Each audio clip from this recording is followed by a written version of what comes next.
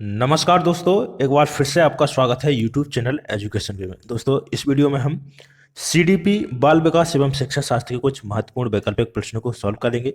दोस्तों, यदि आप C TET, UP TET, REET exam, Haryana TET या फिर किसी भी टीईटी एग्जाम में हिस्सा ले रहे हैं तो दोस्तों वीडियो को ध्यान से जरूर देखिएगा, क्योंकि सभी प्रश्न यहाँ पर हमने महत्वपूर्ण प्रश्न रखे हैं। दोस्तों, यदि आप चैनल पर नए हैं तो बिल्कुल चैनल को सब्सक्राइब जरूर कर लीजिएगा और वीडियो को अपने दोस्तों में शेयर कर दीजिएगा। दोस्तों, देखिए, जितने भी प्रश्न हमने इस प्रैक्टिस सेट में रखे हैं वो सभी प्रश्न आपके सिलेबस पर आधारित रखे हैं, क्योंकि ये practice set mostly CTET exam के लिए बनाया गया है। तो वीडियो को आपको लास्ट तक ध्यान से जरूर देखना है, स्किप नहीं करना है। और यदि आप देखिए वीडियो से रिलेटेड ये पीडीएफ चाहते हैं तो हमारे टेलीग्राम चैनल को ज्वाइन जरूर कर लीजिएगा, लिंक आपको डिस्क्रिप्शन बॉक्स में मिल जाएगी। तो चलिए बिना देरी के हुए हम सबसे पहले प्रश्न की ओर बढ़ते हैं।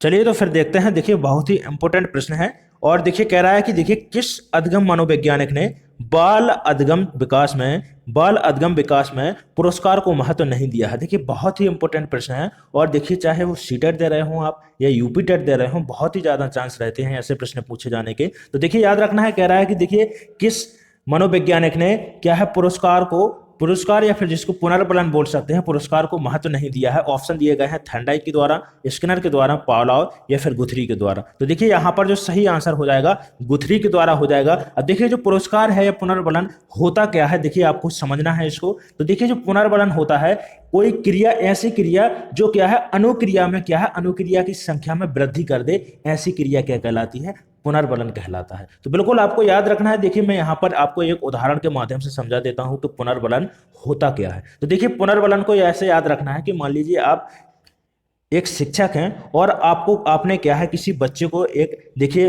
होमवर्क, देखिए आपने क्या है बच्चे को होमवर्क दिया है और वो जब दूसरे दिन होमवर्क करके आएगा तो देखिए आपने क्या है जब उसकी कॉपी चेक कर रहे होंगे आप, तो क्या है आपने उसको वेरी गुड दे दिया, राइटिंग के लिए दे दिया या फिर मान लीजिए ऐसे ही दे दिया कि जो उसके सवाल लगाए हों वो पूरा अपना काम करके आया है। तो जैसे ही आप उसको बोलेंगे कि आपने बहुत अच्छा किया, तो ये शब्द उसके लिए क्या करेंगे, पुनर्बलन का काम करेंगे और बच्चे की क्या है उस क्रिया के प्रति प्रतिक्रिया बढ़ जाएगी। वो क्या है काम करने में उसकी तत्परता बढ़ जाएगी, वो काम को और ज्यादा अच्छी तरह से करने के लिए तत्पर हो जाएगा। तो ये आपको समझना है कि देखिए जो पुनर्बलन होता है वो क्या है अनुक्रिया की संख्या में क्या कर देता है, वृद्धि कर देता है। अब देखिए यहां पर गुथरी से एक पॉइंट और रखिएगा याद कि यदि आपसे पूछता है कि समीपता अनुबंधन का सिद्धांत किसके द्वारा दिया गया है, तो गुथरी के द्वारा दिया गया है।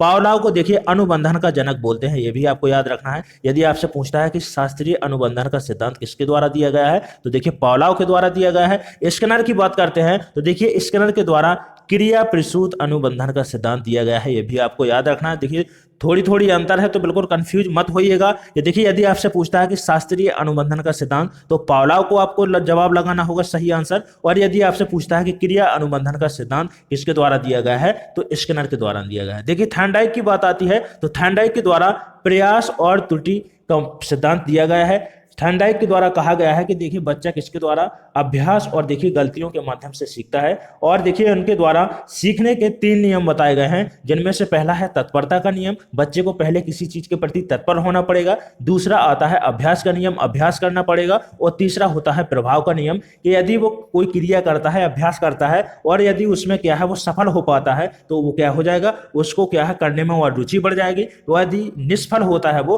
तो वो क्या करेगा, क्रिया को कम दोहराएगा, उसमें क्या है रुचि लेना कम कर देगा। तो देखिए थर्नडाइक के द्वारा 3 यहां पर सीखने के नियम दिए गए हैं, ये भी आपको याद रखना है। चलिए बिल्कुल देखिए समझ में आ गया होगा। इसी क्रम में अब दूसरा प्रश्न देखते हैं।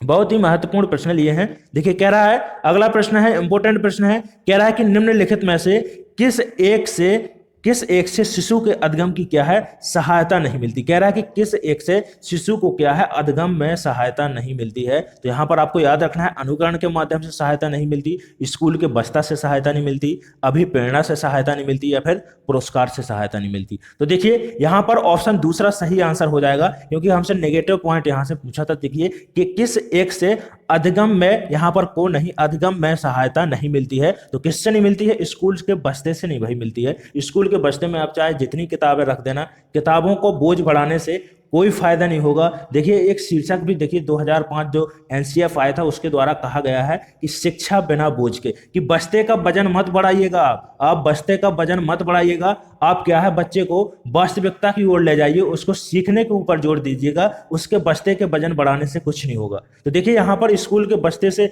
देखिए सीखने में कोई मदद नहीं मिलेगी यहाँ पर देखिए, लेकिन जो अनुकरण है उसके माध्यम से देखिए जो वाइगोत्स्की हैं, सॉरी जो बेंडूरा है, बेंडूरा जी के द्वारा कहा गया है कि जो बच्चा सीखता है वो किसके द्वारा सीखता है, अनुकरण के माध्यम से सीखता है, दूसरे की नकल के माध्यम से सीखता है। जैसे वयस्क लोग या फिर जैसे समाज के लोगों का वो व्यवहार देखता है उस तरीके से वो क्या है व्यवहार उसके अंदर आ जाता है, वो अपने में उसी की तरह की चीजें सभी करने लगता है। तो देखिए यहाँ पर जो वेंडूरा जी हैं उनके द्वारा कहा गया है कि बच्चा अनुकरण या फिर अवलोकन के माध्यम से सीखता है, दूसरों को देखकर सीखता है। ठीक है, जैसा समाज का माहौल होगा वैसे ही बच्चा बन जाता है, जिस प्रकार के परिवार में रह रहा होगा उसी प्रकार की आदतें उसके अंदर आ जाएंगी। अब अभिप्रेरणा की बात करते हैं तो देखिए अभिप्रेरणा यदि किसी बच्चे के अंदर ज्यादा होगी, उसको यदि आप अभिप्रेरित कर देंगे तो वो क्या है किसी कार्य के प्रति उसमें रुचि हो जाएगी और अधगम को ज्यादा अच्छे तरीके से करने लगेगा। पुरस्कार की बात करते हैं तो देखिए पुरस्कार में आपसे देखिए कहा गया है, पुरस्कार में याद रखना है किसी को आपको पैसा वगैरह नहीं देना। पुरस्कार देखिए बहुत ही बड़ा नहीं होना चाहिए।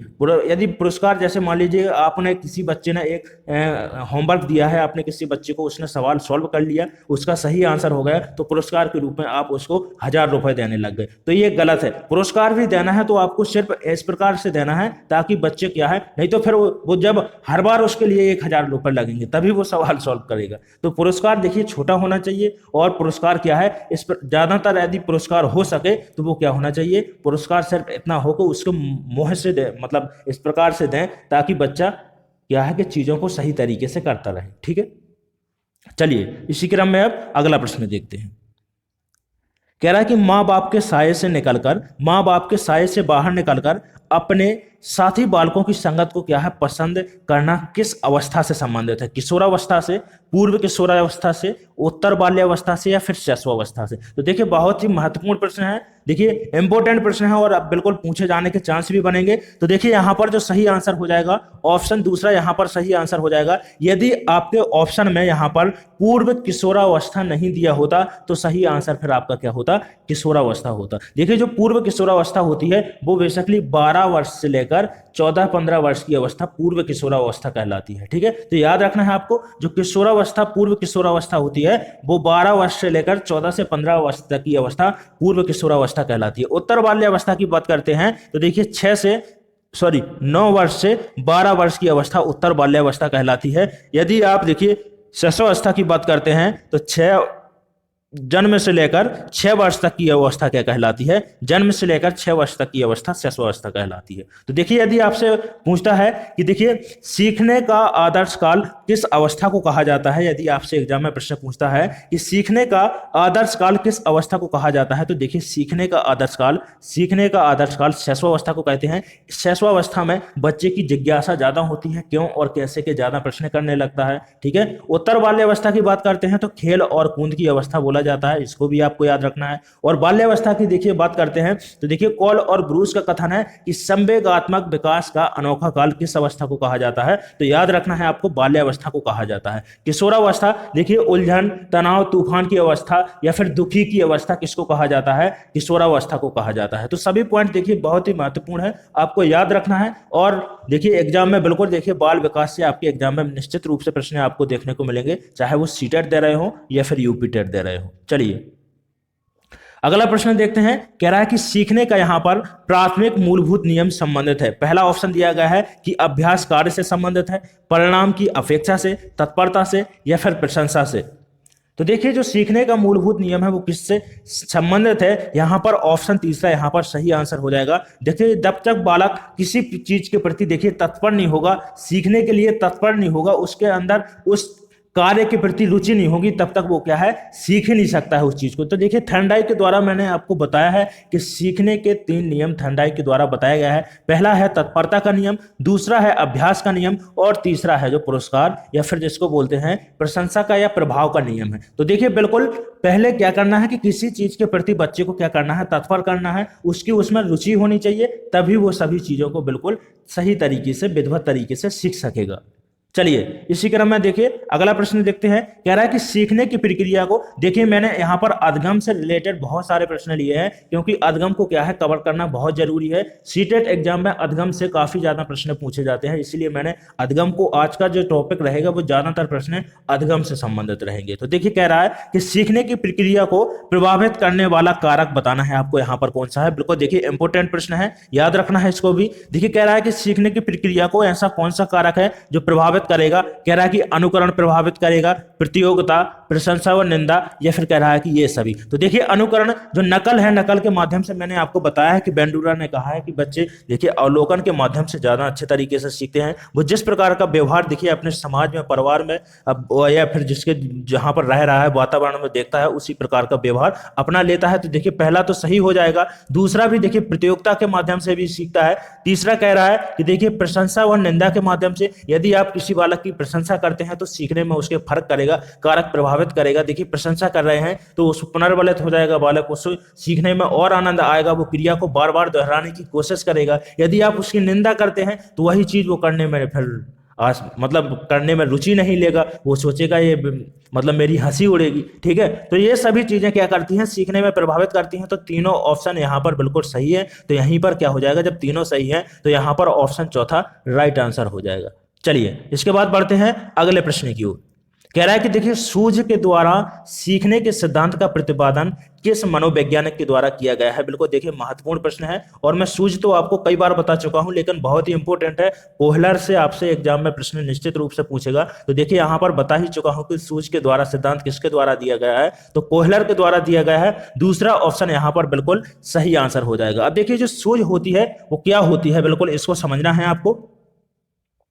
तो देखिए सूझ क्या होती है, आपने सुना होगा कि सूझ अचानक आती है, एकदम से आती है। जब आपके सामने समस्या होगी, देखिए सूझ के लिए जो सबसे ज्यादा इंपॉर्टेंट है वो है समस्या का होना। तो जो पहला चरण होगा इसका क्या होगा कि पहले सूझ के लिए समस्या का होना जरूरी है। यदि आपके सामने समस्या है तो आपके दिमाग में विचार आएंगे, आप अपने अंतर्दृष्टि, अपने मन में झांकेंगे, तो इसको क्या बोलते हैं, अंतर्दृष्टि बोलते हैं। विचार आएंगे, जैसे ही विचार आएंगे तो अचानक आपको सूझ आएगी कि यदि मैं ये काम अपना लेता हूं, इस काम को मैं इस तरीके से करूंगा, तो वो क्या है, मेरी समस्या हल हो जाएगी। तो यहां पर देखिए क्या आएगी, सूझ आएगी, और जैसे ही आपको सूझ आएगी तो आपकी समस्या का क्या मिल जाएगा, समाधान मिल जाएगा। तो देखिए सूझ के लिए जो सबसे ज्यादा जरूरी है वो क्या होना जरूरी है, समस्या का होना जरूरी है। देखिए बहुत ही इंपॉर्टेंट पॉइंट है, इसको आप नोट कर लीजिएगा कि सूझ क्या होती है। पहली बात तो देखिए अचानक आती है, और सूझ के लिए जो सबसे ज्यादा जरूरी है वो क्या है, समस्या का होना जरूरी है। थॉर्नडाइक की बात करते हैं तो देखिए थॉर्नडाइक के द्वारा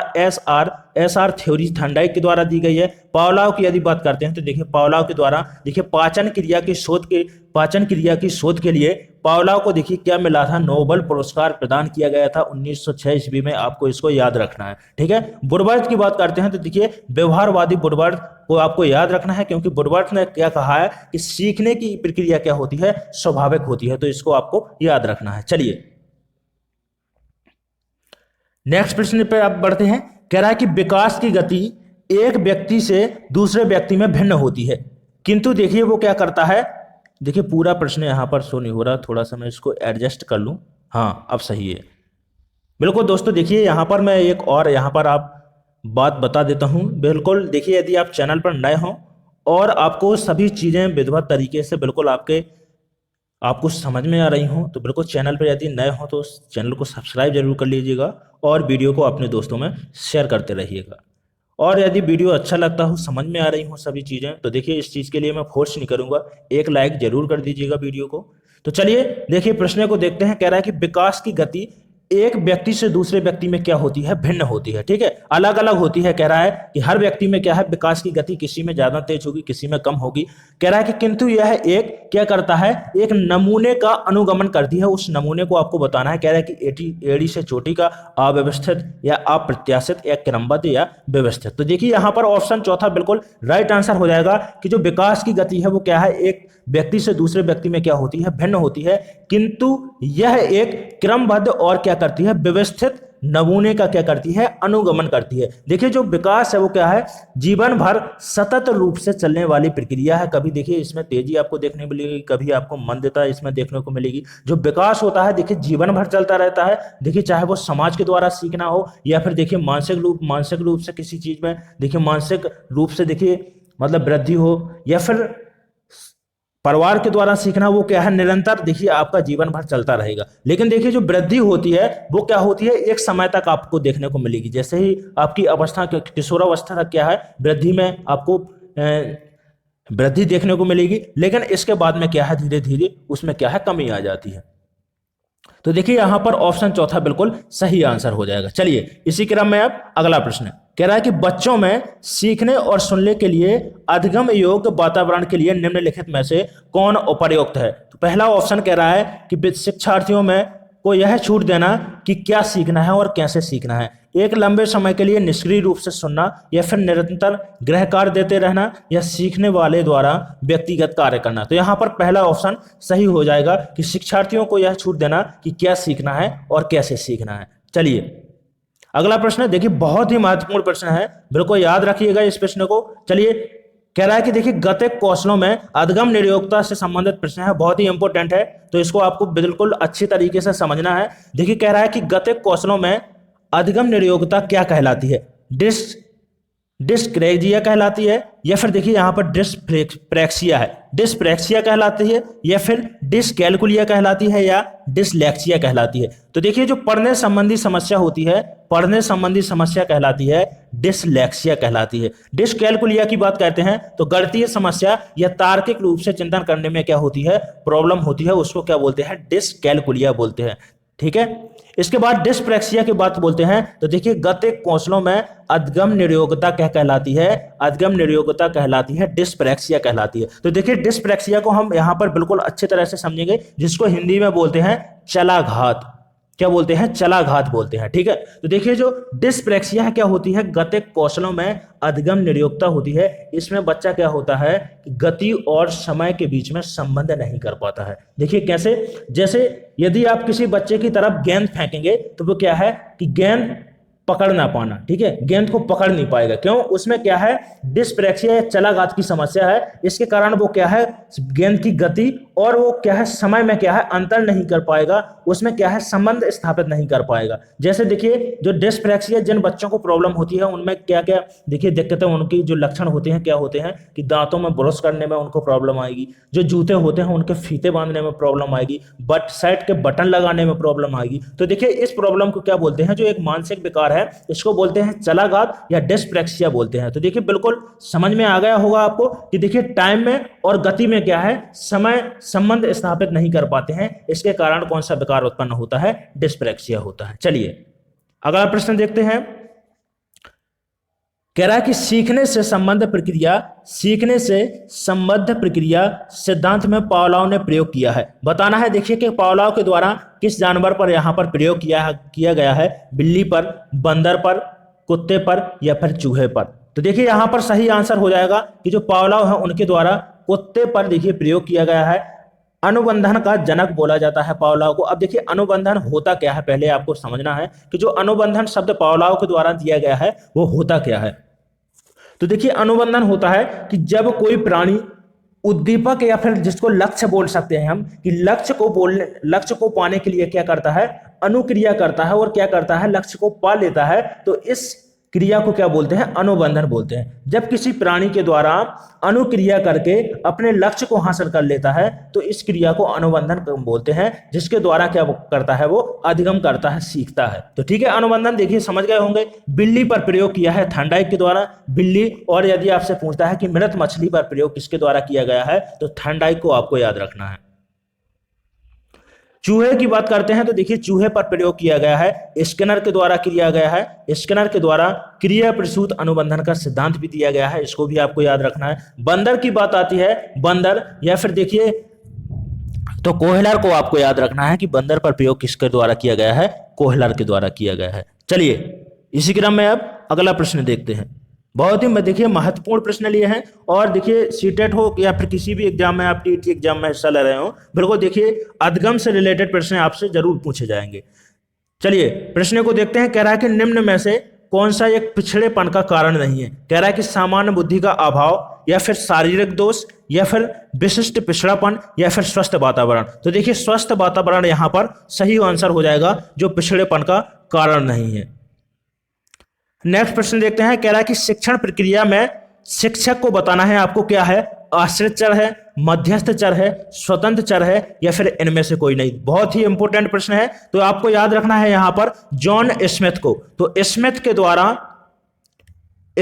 द्वारा देखिए कितने 3 चर बताए गए हैं, जिसमें से पहला है आश्रित स्वतंत्र चर, फिर है आश्रित चर, और जो तीसरा है वो है मध्यस्थ चर। तो देखिए 3 प्रकार के चर बताए गए हैं, जिसमें से स्वतंत्र चर बताया गया है शिक्षक को, कि स्वतंत्र होता है वो कौन होता है, शिक्षक होता है। जो मध्यस्थ चर होता है वो होता है विषय वस्तु या पाठ्यक्रम जिसके अंतर्गत रखते हैं विषय वस्तु, और जो आश्रित चर है वो क्या है, छात्र है।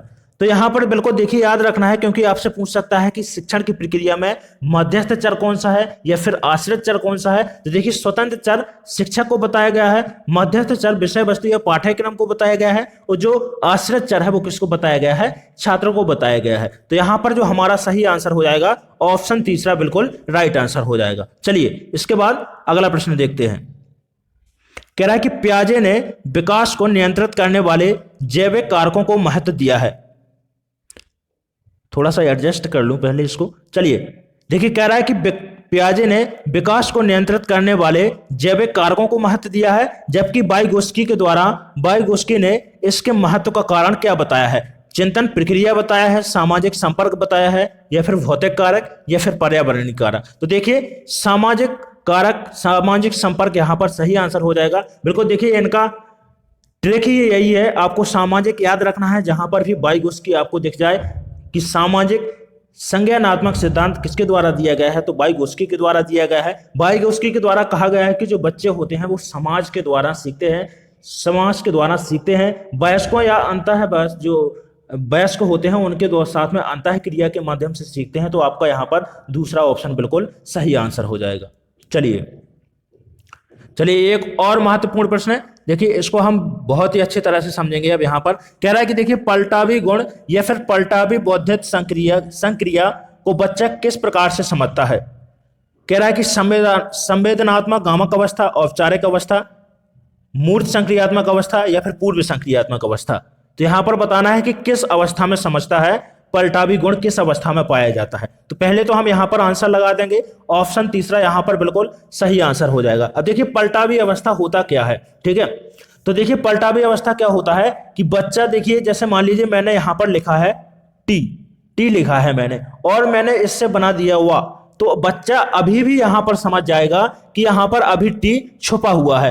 वो क्या होता है, जो पलटावी अवस्था होती है इसमें बच्चा क्या है, जो पूर्व वाली अवस्था होती है उस पर लौटकर चला जाता है। उसको समझ में सभी चीजें यहां पर आ रही होती हैं कि भाई इसमें से अभी टी कहीं नहीं गया है। यदि हम वा का यहां पर ये जो हमने राउंड बनाया है वो हटा दें तो अभी भी हमारा टी यहां पर प्राप्त हो सकता है। लेकिन जो देखिए पूर्व संक्रियात्मक अवस्था होती है उसमें क्या होता है, बच्चा ये चीजें नहीं समझ पाता है, तो उसमें क्या होता है, अपलटावी गुण होता है। तो देखिए बिल्कुल आप अच्छी तरह से समझ गए होंगे। चलिए इसके बाद अगला प्रश्न देखते हैं।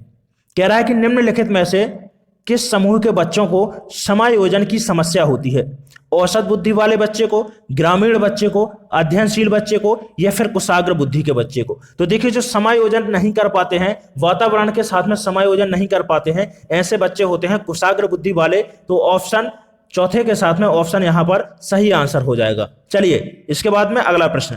दोस्तों देखिए सभी प्रश्न बिल्कुल कंप्लीट हो चुके हैं और बहुत ही महत्वपूर्ण प्रश्न है। ज्यादातर देखिए मैंने शिक्षण से यहाँ पर अधिगम से सीखने के देखिए ज्यादातर मैंने यहाँ पर प्रश्न लिए हुए थे, क्योंकि देखिए अधिगम से रिलेटेड प्रश्न आपके चाहे वो सीटेट दे रहे हो या यूपी टेट, लेकिन देखिए सीटेट में बहुत ही ज्यादा आपको अधिगम से प्रश्न आपको देखने को मिलेंगे, चाहे वो थॉर्नडाइक हो, पियाजे हो, या वाइगोस्की हो, कोहलर हो, सभी से आपको देखिए यहाँ पर प्रश्न देखने को मिलेंगे। तो बहुत ही महत्वपूर्ण सेशन था और देखिए सभी प्रश्न बहुत ही ज्यादा महत्वपूर्ण थे सीटेट के लिए। यदि आपने वीडियो को अच्छे से नहीं देखा है तो फिर से आप देख लीजिएगा, और यदि आप देखिए पीडीएफ चाहते हैं तो बिल्कुल हमारे टेलीग्राम चैनल को आप यहाँ पर ज्वाइन कर लीजिएगा, लिंक आपको डिस्क्रिप्शन में मिल जाएगी। और दोस्तों चलिए अब मिलते हैं आपसे अगले वीडियो में, तब तक के लिए धन्यवाद।